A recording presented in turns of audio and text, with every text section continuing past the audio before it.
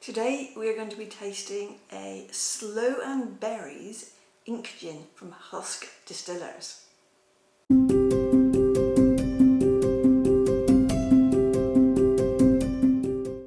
Hi, I'm Jo, this is Maximo. We are Dibbles and Treats. Today we have a gin. Well, but technically, on closer inspection, it's not a gin. It's a Gin Liqueur. That's technicality because it is below the gin alcohol percentage, Which should be 37.5. Yeah. According to Mr. I don't know in what country that is. Mr. Google tipple machine.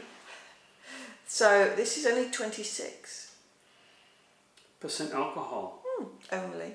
Still strongish. It is. But yes. So it's a gin liqueur. Gin Liqueur. Not to be confused with an actual gin. Yes. So we've had another bottle from the Husk Distillery, which is the ink gin, which was sort of the blue. Yes. So it comes in the same shaped bottle, square like this. It's a purple. No, Purpley blue. It's blue, and when you add tonic, it changes to blue, which is to purple. Purple. Yes. Yeah, it changes colour when you add tonic anyway, into almost a pinky colour. The more you add, the more the colour changes. So, which is really interesting. Yeah. Bit of a, I don't know if it's a gimmick. I don't know. It's certainly It's unusual. fun though. And it's really fun though, and you can Google how that happens. There's obviously a chemical reaction going on there. But anyway, this is a Sloe Berry gin from Husk Distilleries in New South Wales, Australia. In northern New South Wales, in North Tumbulgum, which is hard to pronounce, in the Tweed Valley of northern New South Wales, right near the Queensland border. Okay. So Husk Distillery began distilling rum in 2012, and then gin shortly thereafter. Husk is most famous for its purple ink dry gin, and it produces 2 gins, and this is the second one, and 3 rums. Okay. So whilst you're pouring, the botanicals of this particular tipple are juniper berry, coriander, angelica and liquorice root, sloe berries, which is actually a fruit. Sloe. Sloe. Sloe is a fruit. Learn something new every day, Joe. SLOE. Sloe. And Australian Rosella leaves. Yes. Rosella is not the bird. It's a plant. So the colour comes from Rosella flowers. Right, which are quite. So they must red. They must add that after distilling because, as we know, distilling creates a clear liquid alcohol. So Rosella flowers grow wild on the fringes of the tropical rainforest in northern Australia, and rosellas are a type of hibiscus flower. They've got a very vibrant colour and a crisp, tart flavour balance to sweeten the botanicals of sloe and the sloe berries. It smells like cough medicine. I was going to say it smells quite fruity. Fruity, like some of the, like the red cough medicines that you get, perhaps? That's not what sprung to my mind.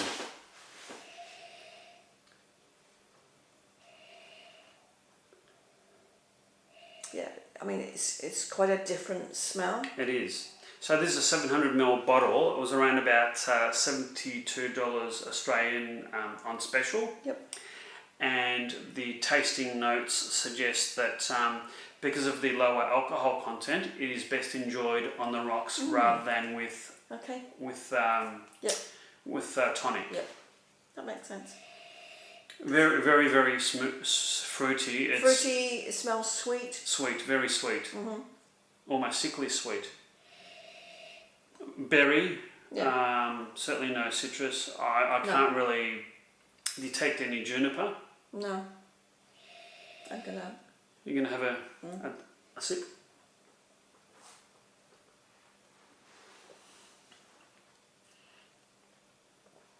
Hmm. tastes quite different to how it smells. It does. It tastes quite tart, like a tart berry sort of tart. You can certainly tell the alcohol Is less. is less. It's a lighter. It's lighter. Fruitier. Yeah. It's fruity yet quite sharp and tarty at the same time. It's like having unripe berries. Tarty. Hmm. Is that a descriptive word? It could be.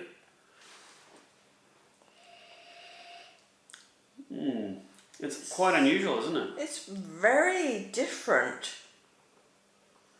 Very different.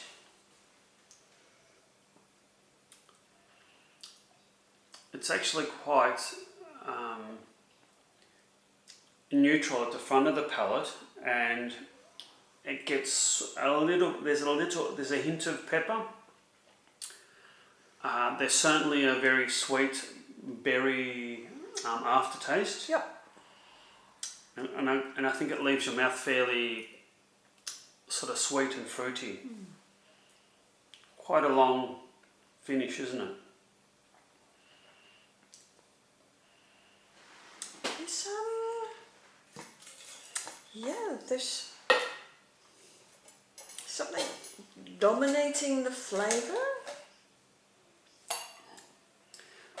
It's like a fruit that I don't really know what the taste is. So maybe I'll give you some of these lovely suckers. I'm just going to add a bit more ice than I normally would to this.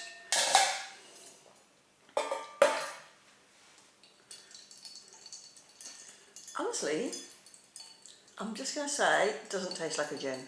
It doesn't. There's hints of a gin.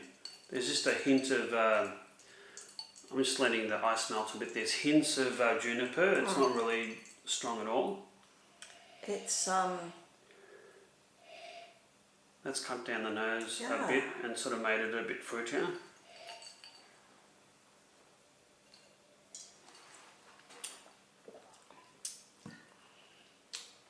Let's cut down both the pepper and the sweetness. Yeah, I would probably agree that you may not need a tonic for this. The ice is probably just diluting it enough. Enough, yeah. Yeah. It certainly made it a lot milder, less sweet. Honestly, I think I prefer their other gin. I think so too. I think the other gin was much nicer.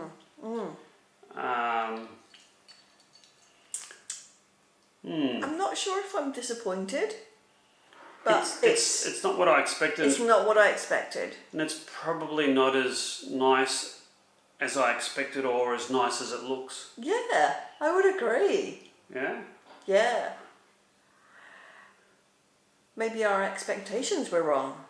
Well, maybe we were comparing it with the other ink gin, the sort of the bluey purple one. Yeah. There's just something a little odd. Yeah, there is something a little odd about it. I mean, it's quite refreshing now that the ice is mostly melted. It's quite refreshing. It's got you can tell that it's got a reasonably low alcohol content, so it's quite sort of it's actually quite fruity and fruity. There's like a weird sort of zingy finish. It's a little bit bitter, isn't it? Just no, I don't love it. You don't? I don't love it. It's the same sort of aftertaste that you get with medicine, like cough syrup. That the sort of the lingering bitter aftertaste or something. It's sad to be comparing something to cough syrup, but like they make sort of red cough syrup for kids. That's sort of what it. I mean, to be honest, I haven't tasted that in a long, long time. So the memories of what cough syrup tastes like are distant. I mean, I quite liked their other gin. This is quite nice just on the rocks, I think. Yes. Yes, it's okay. Shall we try a splash Yeah, let's see what happens. of Yeah. tonic? We've got some Mediterranean tonic water, which I think would... I'm not going anywhere near. You know you say that every time.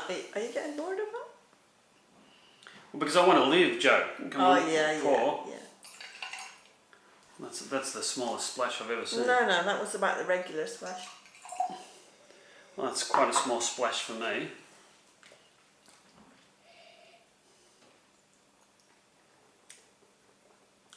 That just makes it taste a bit like lemonade. It does. Like raspberry lemonade. That's what it tastes like, raspberry lemonade. Yeah. Maybe the raspberry lemonade is slightly sweeter. It tastes like raspberry lemonade. It does. It does. It does. Mm. And that's only a splash of tonic. So this would be nice on a hot summer's day. Yeah. Yes. If you're wanting something a bit less...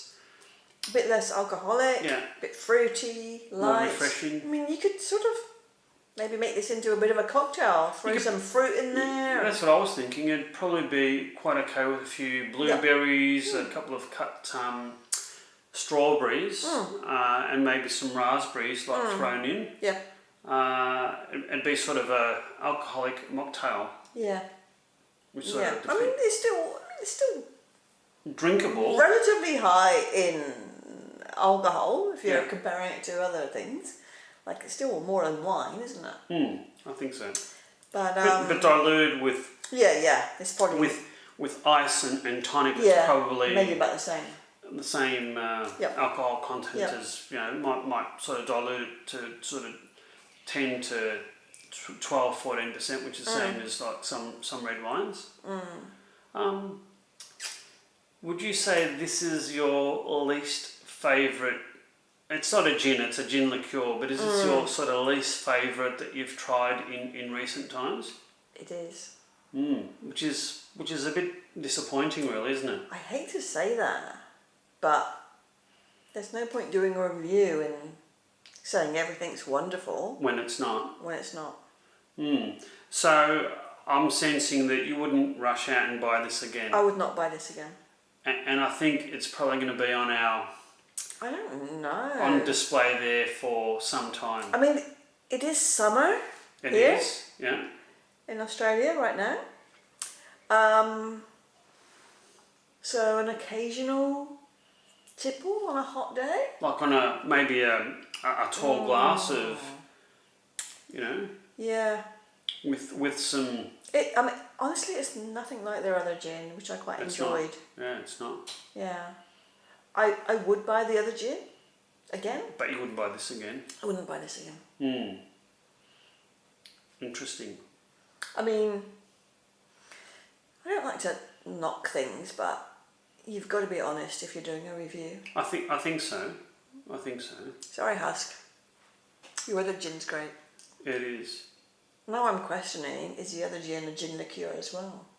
We'll have to look that up. We'll have to look that up. I don't think it is. I think it's we'll put that in the comments. We will. Yeah. So, have you tried a drink that you haven't liked? Have you been really disappointed and your expectations have been high and the execution or the reality hasn't... it's such a great colour. Matched it, I know. It's so appealing. Yeah. Let us know in the comments. Yep. So if you've liked this, please hit the like and subscribe buttons and we'll endeavour to do 1 or 2 reviews per week. Yes, I mean, we have got a huge stock to review. We have. But let's just say we never do more than a couple at a time, do we? No, we don't. It's quality, not quantity. Quality, not quantity. Indeed, Joe.